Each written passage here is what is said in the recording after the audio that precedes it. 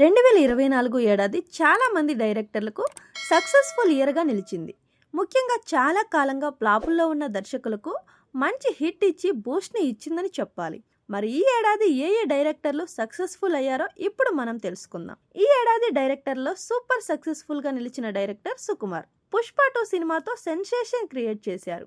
ఆయన దర్శకత్వం వహించిన పుష్ప సినిమా ప్రస్తుతం 1800 కోట్ల దిశగా దూసుకుపోతుంది. అలాగే బాలీవుడ్లో కూడా ఇంతవరకు ఎవరికీ లేని క్రేజ్ రికార్డ్ని సొంతం చేసుకున్న పుష్ప 2 సక్సెస్కి మూలమయ్యారు సుకుమార్. బాహుబలి లాంటి సినిమా బెంచ్ మార్క్ని రీచ్ అవ్వాలని ట్రై చేయడం అంత ఈజీ కాదు. అందులోనూ రాజమౌళి లాంటి డైరెక్టర్లని బీట్ చేయగలిగే నెక్స్ట్ లెవెల్ కంటెంట్ని, నెక్స్ట్ లెవెల్ వరల్డ్ని క్రియేట్ చేయడం, ఆడియన్స్ని కన్విన్స్ చేయడం అంటే దానికి చాలా హోంవర్క్, కమిట్మెంట్ ఉండాలి.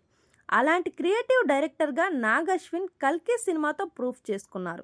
కల్కి సినిమాతో ప్రభాస్కు మరో బ్లాక్ బాస్టర్ హిట్ సినిమాను ఇవ్వడం మాత్రమే కాకుండా డైరెక్టర్గా నెక్స్ట్ లెవెల్ క్రియేషన్ కూడా తెచ్చుకున్నారు. అంతేకాకుండా ఈ ఏడాదిలో సక్సెస్ఫుల్గా నిలిచిన డైరెక్టర్లలో ఒకరిగా నిలిచారు. ఇక ఏడాది ప్రారంభంలో పెద్ద పెద్ద స్టార్ హీరోల సినిమాలు బరిలో ఉన్నప్పటికీ ఏమాత్రం భయపడకుండా ప్రశాంత్ వర్మ హనుమాన్ మూవీతో ప్రేక్షకులను పలకరించారు. కంటెంట్ మీద కాన్ఫిడెన్స్తో చిన్న సినిమా అయినా కూడా సంక్రాంతి బరిలోకి ధైర్యంగా దిగారు.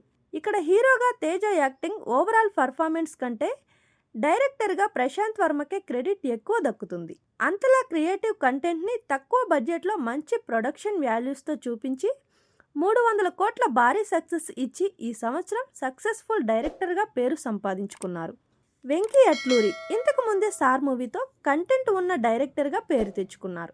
అలాగే లక్కీ భాస్కర్ మూవీ డైరెక్టర్ వెంకీకి కూడా లక్ తెచ్చిపెట్టింది.